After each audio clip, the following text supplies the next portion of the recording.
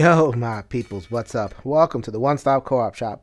Jason here, and today I have a playthrough for Professor Evil and the Citadel of Time with the Architects of Magic expansion. This is a game for 2 to 4 players, fully cooperative, where you are playing time-traveling adventures and you are invading the Citadel of Professor Evil. You are going to be dodging his traps, going through rooms, and ultimately rescuing treasures that the professor has stolen from history, so you're stealing them back and trying to recover them for humankind. In essence, this is a heist game. Think of a game like Burgle Brothers or the newly released Burn Cycle, but this is much more stripped down, very simple, but fun. I can't believe this game hasn't gotten more play. I think this is one of the great, simple, cooperative games out there, and it is my pleasure to bring this playthrough for you. But before I get into all that, let me tell you about the One Stop Co-op Shop. You are on the YouTube channel, which is our main way that people know us. Please like the video, subscribe to the channel. Every single like and subscribe helps us with the algorithms and the visibility in our mission to share solo and cooperative gaming with the masses. We also have our YouTube streaming channel if you prefer live content so that you can interact with Peter and Steve and whoever else is on the streaming channel at that time. We can also offer you the podcast twice per week. We have 300 plus episodes as I record this video.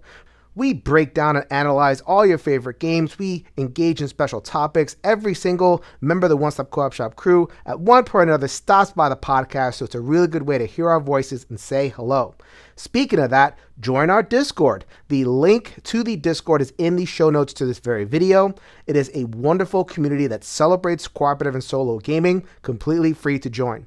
If you like, we have a Patreon where you can contribute a little bit extra, and that would give you access to exclusive content, videos, and channels, and ways to interact with us. But you don't have to go through all that if you can't afford it, or if you just want to enjoy the company of some really cool people. The Discord is still completely free to join. We are the One Stop Co-op Shop, your one stop for cooperative and solo gaming goodness. In terms of game flow, there is a sense of timing to this game. You see this central clock, and every turn, the professor is going to advance this marker, indicating a passage of time. So what the professor is trying to do is trying to progress their meeple such that they acquire treasures.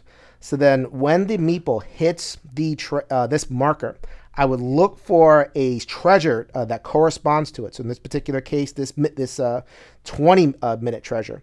So then once the professor goes here on their turn, they are going to try to acquire these treasures. And if the professor can acquire 4 different treasures before I can acquire 4 treasures, then it wins. So I am racing against time over here. I have to go through each room and unlock different treasures. I have to figure out which treasures are lost to time and which ones I can actually get in order to win the game. So that is a general sense of game flow. So let's just jump right into the playthrough. Very excited to do so. The rules are quite simple for this game. The actions are simple. So after a couple of turns, hopefully everybody will pick it up and have a good sense of what's going on in Professor Evil, Citadel of Time. So the base game allows you to pick from 5 different characters. I have chosen 2 from the Architects of Magic expansion, Morgane Cardani and Lloyd Wright.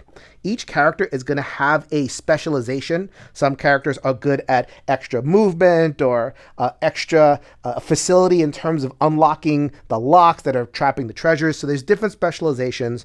The 2 specializations for Morgane and Lloyd Wright will become apparent as I do the playthrough. But every character has a set of core actions, and they get 3 on a turn. Beginning of the game, you're going to start outside of the Citadel. You can come in anywhere where there is a window. I have chosen to come in here. So Morgane is going to come first. They're going to use their first action to come inside. You can always move 1 adjacent between rooms. For my second action, it's going to be very important to unlock these symbols over here. So my goal is to acquire some treasure. So this is an example of treasure right there. And in order to do so, I have to unlock the symbols that are on this treasure there. So I notice that I'm going to go for this one, which is a simpler, all I have to do is unlock the reds. I have a operational red right there. And I also have a red symbol right there, but this one happens to be off. At the setup of the game, half of these would be on, half of these would be off. So then this is an off symbol for red, and I see that there's two of them. For my second action, Morgaine is going to take an action and shut this off. I am now able to take any treasure that has a red lock on it. So in this particular case, this treasure has a red lock on it, so I'm able to take that one freely. In order to take this one, I'd have to unlock all of the reds and the greens. We'll work on that throughout the playthrough. Another action that I can do is open one of these doors. Every single room will have 3 possible entrances. They're all guarded by doors. So I can open any of the doors in a room. So what I'm going to do is I'm going to open that door for easy access there. So that's 3 actions a turn, but you also get a card play. Every character has a deck of 6 cards, and they're going to draw 2 on their turn. You can play one of them. That's where you get the personality of the characters, and that's where you get the bigger effects. Coordinating and using these cards effectively is absolutely the key in Professor Evil. So what I'm going to do is I'm going to play this card, which says, swap the locations of 2 treasures anywhere in the castle. Morgaine is the agent of illusion. So apparently she switches things around a lot. So like if she sees something, she'll go like, well, that's an illusion, and then switch to something else. So in this particular case, I'm going to use my card action to swap these 2 treasures right there. And now what I've done is I have made this treasure easier to get. So the next character, when they go, will be able to just come in and take the treasure next turn. That's the essence of the cooperation of the game. One person goes around, sets things up, and the other person is ready to strike and get that treasure back. However, here is that dastardly professor. They start in a laboratory, and they have a habit of really messing with your day. How they operationalize, they're going to roll 3 dice, and you follow some rules and do whatever it says. So then the first thing you will consult is this clock. The clock is going to proceed clockwise, always clockwise. The other thing that I rolled is 3 steps towards green. So in order to figure out how that happens, I would look in the room that the professor is in currently, and I'd look for these little carpet things, and it moves towards the green version of that. So then there is blue or red and blue faces. So if I rolled those colors, I'd be moving towards there. So then obviously the professor ignores their doors. They're going to go this way. 1. When they enter a room, they would animate a alarm. So right here, the alarm is on. So that is perfectly fine. That's 1. 2, because there is the green rug here. Now they enter this space. And oh no! That's why I wasn't going for that green, because the professor could relock that stuff anytime. Green is very hard to get because there's 4 of them. So that's why I wanted to just go for that red one early. And then the last one, since they rolled 3, they're going to move into this room and then move and then operate the lock there. It would, the professor would operate doors. So like if there was an open door there, the professor just close it up behind him. It's like, you know what? Who opened that door? Let me go ahead and close that. The professor could have entered my room on the turn, and if the professor enters my room, or a room where a character is, then they get booted out, and I have to start all over again, coming in from a window space. That did not happen. The professor is safely at the ballroom. I'm able to go with Lord Wright. Things are set up nicely for Lord Wright, so they're going to use their 3 basic actions to go 1, 2, and since I have both of the reds off, I am going to take this treasure. So this is a special treasure from the expansion. So normally the treasure would be a little bit harder to get, but I wanted to show you this one. So what happens is this is a treasure that is worth half because it's so easy to get. So it's not worth a full treasure. And it also gives me a power when I operationalize it, which is unlock 2 doors anywhere in the castle. Let's go ahead and unlock those doors because I want to be able to have that for later, and it's far away from the professor. They're not going to lock these doors, hopefully, anytime soon. You'll see that there's a clock face on this treasure. That only happens when the professor acquires it. So I basically denied the professor a thing, which I always want to deny the professor things. Get out of here, professor. When I acquire a treasure, a few things happens. The board responds. So then I have tripped the relevant alarms. They turn back on. I also pull from this deck of room cards. As you can see, these were the three initial cards that I pulled to put the three initial treasures. So now I'm going to get another one in the gallery. And I draw from the top of the treasure stack a Archeon Blaster. Clearly this professor was monkeying around in the future and going to get their blasters. All right, so the treasure lands in the gallery right next to Miss Cardani. However, that doesn't really help you too much because it's the locks that are relevant, and I have a lot of saws, and everything there is on. So I have to work on turning them off in order to have that eligible to me.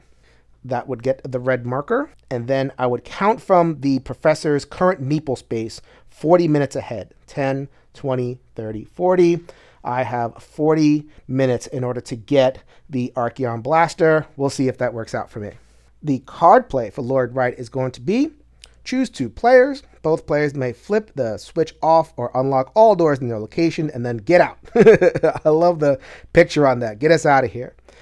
So we are going to just get rid of a bunch of doors. Both of my characters are going to flee the premises. Love having, making the professor put in a lot of doors again. So they're going to enjoy their time outside and see what the professor does in response. Okay, they are going to advance this one, and they're going to move two towards the red. So then they're going to go double back over here. That's already open. And look at that. The professor was headed this way anyway. Good thing I was able to skedaddle.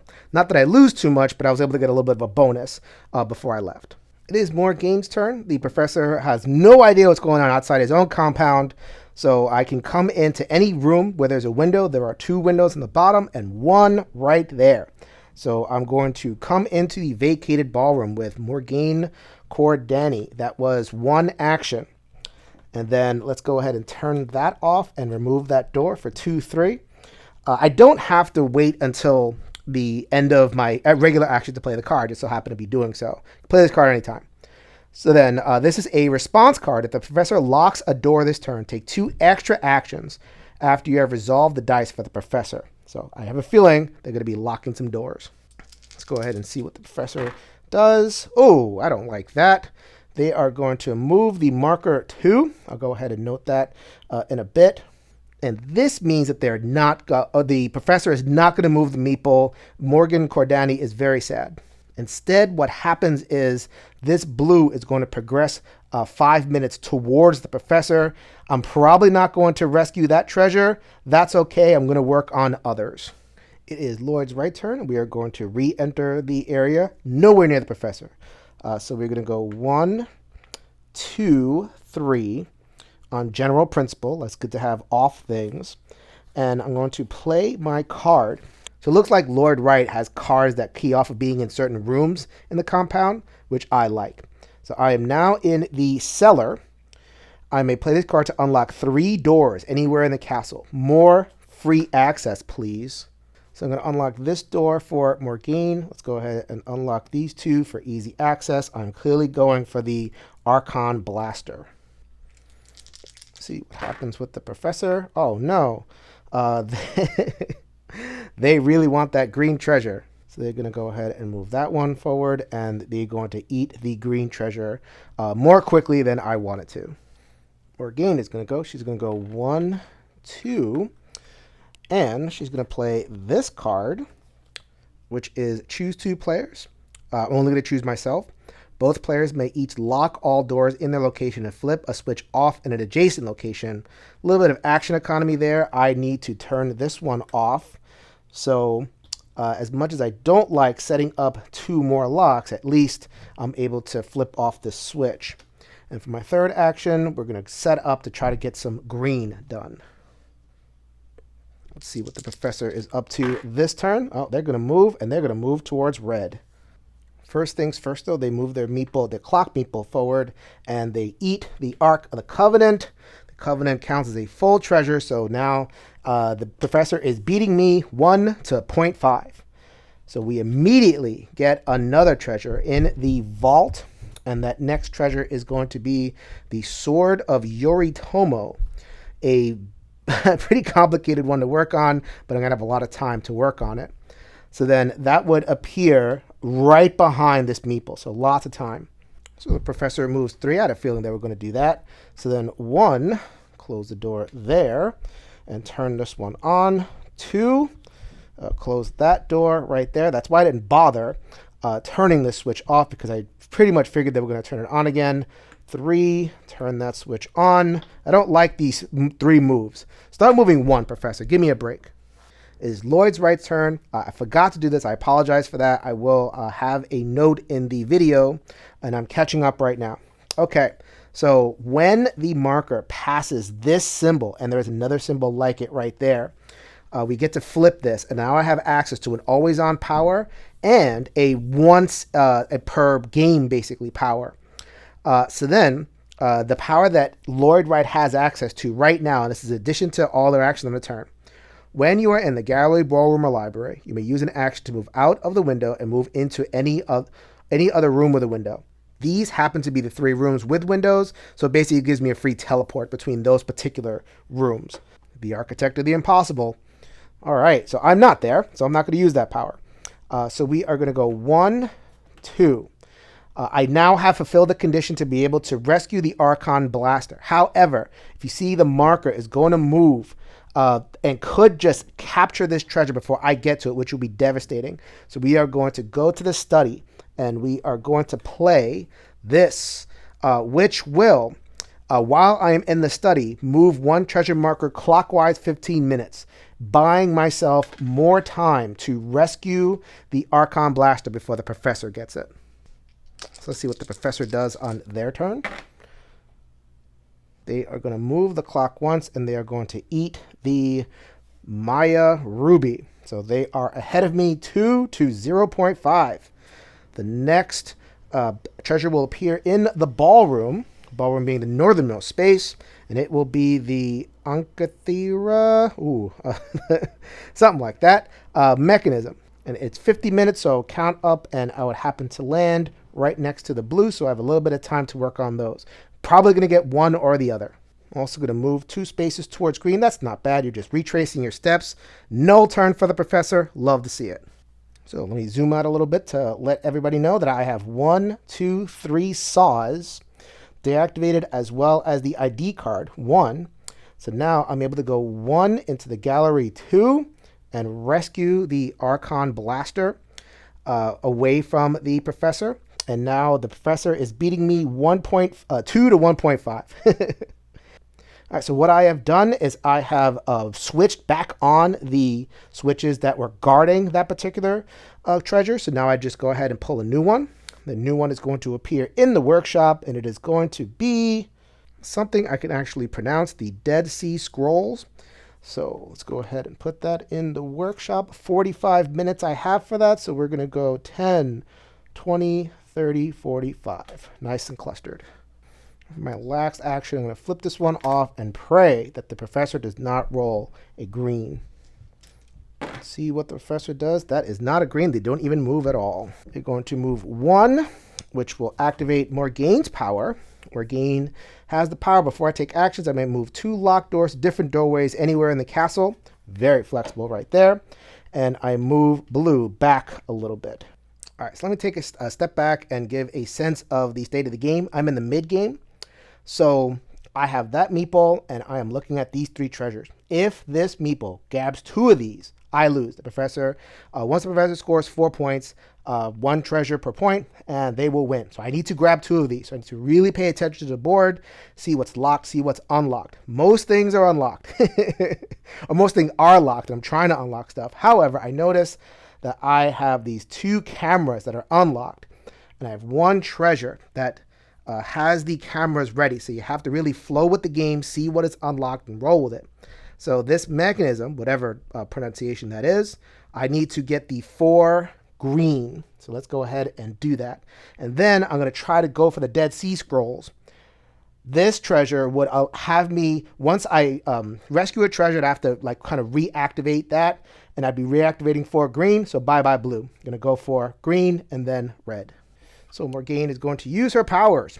So then before you take action, you can move 2 locked doors to different doorways anywhere in the castle. Let's go ahead and clear this room out. Open up access to this and put those near the professor. Let's go ahead and switch off some traps over there. So that's my 3 regular actions. The card action is going to be this. Choose 2 players. I'm only going to choose 1. Both players may each lock the doors in their location to flip a switch off in an adjacent location.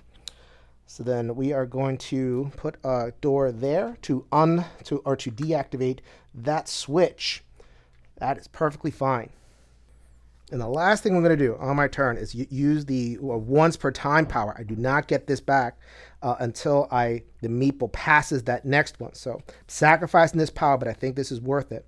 In addition, on your turn, you may flip this card to flip the switch off and unlock all doors in a room with the professor.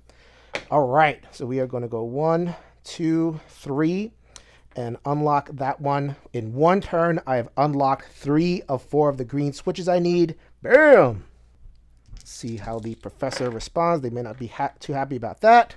That one actually really hurts because red is one of the ones that I need to rescue pretty quickly, and I'm not going to rescue it in time, so I'm going to have to use a resource to get red out of there eventually.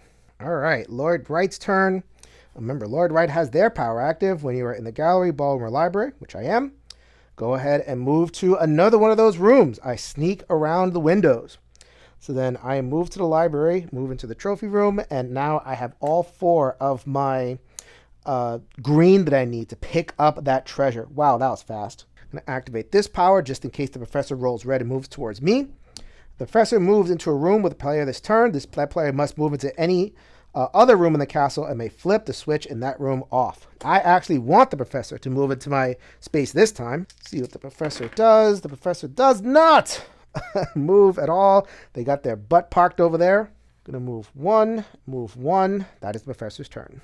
All right, it is Morrigane's turn. Let us use a card play first. Swap locations of 2 treasures anywhere in the castle.